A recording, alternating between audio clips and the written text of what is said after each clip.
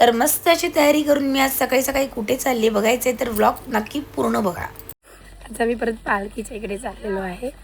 तिकडे आज आमच्या जुन्या घरामध्ये म्हणजे मेन घरामध्ये पालखी आलेली आहे, तिकडे चाललो होतं आम्ही मस्त तयारी करून. बाबू नीट घाल ना चप्पल, वाट लावशील ना, नवीन घेतली ना आता.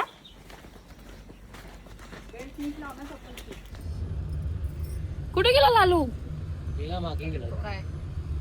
दिसत नाही पोर माझा. तर मी सांगितल्याप्रमाणे आज आमच्या मेन घरामध्ये जुन्या घरामध्ये पालखी आलेली होती. मानाची पालखी म्हणजे हा मानकऱ्यांचा मान असतो. पहिली गावात पालखी फिरण्याआधी इथे येते, कारण इथे आमचे देव आहेत. मूळ जे देव असतात आपल्या घरचे ते यांच्या घरी आहेत, म्हणजे आमचं मूळ घर आहे. तर त्यामुळे पहिली पालखी इथे येते मानाची, आणि त्याच्यानंतर मग पूर्ण गावामध्ये घरं घेते पालखी. तर आता आम्ही सगळ्यांनी मिळून देवाचा आशीर्वाद घेतलेला आहे. आणि आता ना तुम्हाला मी आमचं मूळ देव दाखवते. हे आमचे मूळ देव आहेत, सावंत खानदानाचे भावकीचे जे देव असतात आपले मेन ते देव आहेत, त्यांचा पण आशीर्वाद घेतो आता आम्ही. आणि याच्यानंतर आहे ना गारणं घालणार आहेत, तर तुम्हाला दाखवते मी आमच्याकडे देवाला गारणं कसं घालतात ते बघा कोकणामध्ये.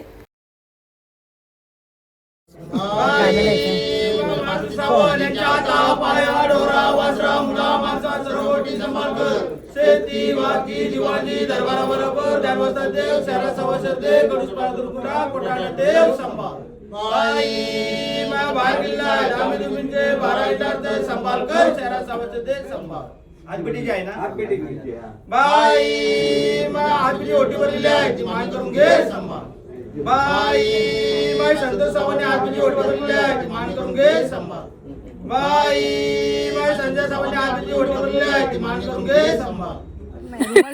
बाबा आमच्याकडे पदर आहे बघ, तुझ्याकडे पदर नाही होईल ना, असा फायदा होतो साडी घातल्याचा.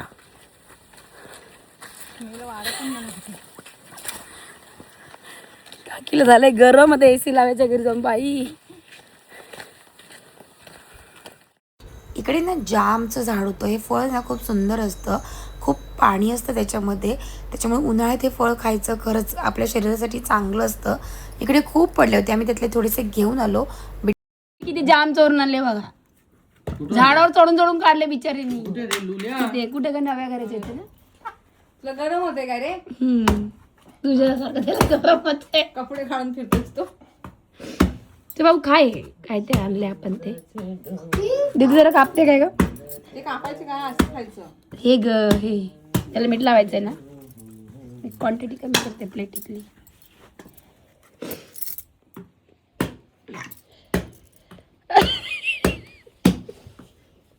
काय होते काय बिट्टू तुला? मोठी बोंड पाहिजे ना, छोटी येते बिट्टू एवढी येते. बिट्टू सारखी ऍपल आहे ती. काजूचं बोंड काय खा मग आता ऍपल. मोठं असलं ते चांगली रसाच नाही खोलतेस. नारळ आहे तो. हे पोऱ्या वाट लावशील ना मग शिव्या खाशील. ऐ खोल. आई चांगली करेन मग. तरी नाटकी हो का. हे काय लावते का तरी आईला कुठं टाकलं? आहे ना आले काय?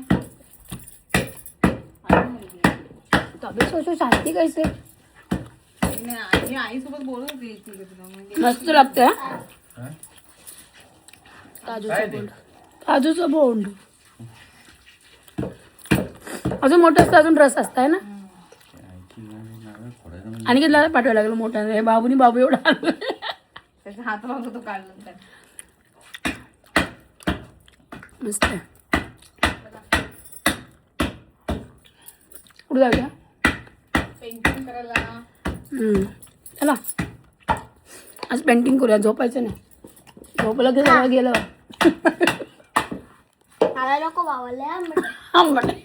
मला काय जमन आहे. हात दुखतोय माझा, खूप लागतं त्याला. नारळ आहे तो. काकाने तर सुरुवात केली आणि पळाले. फोडायला लागेल.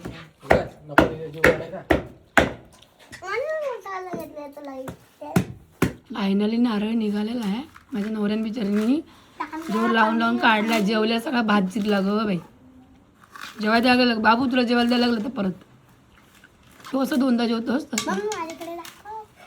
भाईजान पाणी दे दो. भाईजान पाणी देतो नंगू पंगू तर माझ्या पप्पाने तुझा काढला ग नारळ. मला केवढा जीव लावला एलो काढला शेवटी बघ नारळ. तू जा रे. ए तू आता दुसरा नारळ नको. नारळ देईल का आणि तुला विदाउट सालीचा. आणि ना परवाने कधी नारळ पडला ना बेसिंग मध्ये अगं अर्धी कवट पडे सगळ्यात पाणी बेसिंग मध्ये एक थेंब पण नाही भेटला. एकच हळूच फटका मारला खाली त्याच्यात. अर्धी कवटच पडली बेसिंग मध्ये. Black colour. थांब रे आणखी नको नको थांब आणखी व्हायचंय. ब्लॅक कलर आहे. मला पण बाबू एक गोटा जल्दी वाचा हटो. मारेन धरून मला थम्सअप एक. एक गोट दे म्हणजे तुमचं जल्दी वाचतो. यांनी दिला नाही मी तुला देत होती यांनी दिला नाही. मग मी मागत होतो तेव्हा दिलंच नाही. हो मला एक गोट दिले मारेन मी तुला. होईल कशाला सगळी भाजी टाकून. हळूहळू दे ना. अजून काय खाते पिते तरी बघ कमी लागली वाकलाय.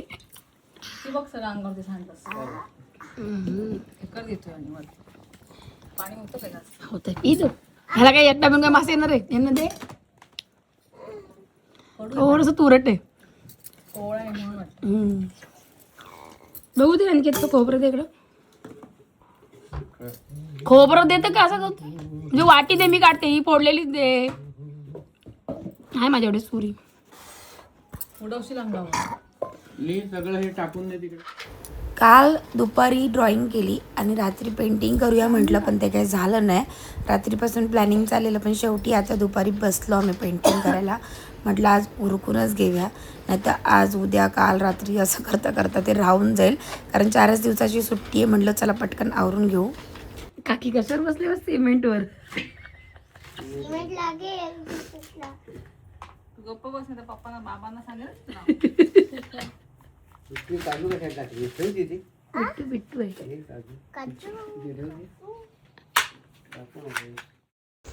हे असे सुंदर सुंदर चित्र काढले आम्ही. म्हणजे असे मुलं मुली. मी बघा तबला वाजवणारे 2 मुलं काढते आहे इकडे. आणि इकडे नारळाचं झाड काढलं आहे. भाऊ तिकडे वरची बॉर्डर आहे ती कंप्लीट करतात. वरच्या बॉर्डरचा जो कॉन्ट्रॅक्ट आहे तो भाऊनच दिलेला आहे. त्यांनीच पूर्ण केली. असं आम्ही तिघांनी मिळून ही पेंटिंग पूर्ण केली. पण 4-5 तास गेले याच्यामध्ये. खूप बारीक बारीक काम होतं. आहोनी काही काम नाही केलं पेंटिंगचं पण झाडू वगैरे मारून चकाचक साफ केलं. मग मी जरा चूल सारून घेतली. म्हणलं चुलीला पण जरा नटवूया छान आपण म्हणजे छान दिसेल. कारण चूल सारवलेली नव्हती तर चांगलं दिसत नव्हतं म्हणून मग चूल पण सारवून घेतली. आणि बघा मस्त अशी पेंटिंग झाली. इकडे सूर्य पूर्ण करते आता इकडे. आणि छान अशी आमची पेंटिंग झाली. हा रात्रीचा नजारा दाखवला ते. आणि या साईडला दिवसाचा नजारा दाखवला. नारळाचं झाड तबला वाजवणारे 2 व्यक्ती दाखवलेत. या दोघीजणी दळण काढतायत म्हणजे गहू वगैरे साफ करतायत. इकडे चुलीच्या इथे अन्न हे पूर्ण ब्रह्म असं लिहिलं आहे. इकडे जेवण बनवणारी एक लेडीज आहे.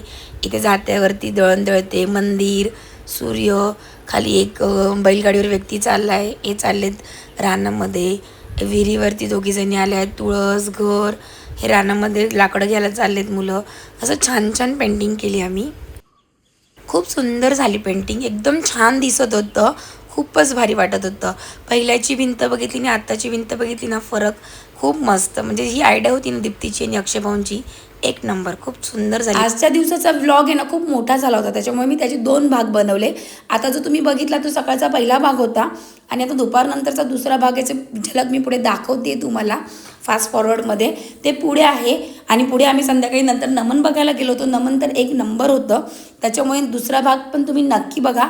दोन्ही भाग या व्हिडिओचे खूप सुंदर आहेत आजचे. दोन्ही भाग नक्की बघा आणि आवडले असतील तर कमेंट करून नक्की सांगा. Thanks for watching.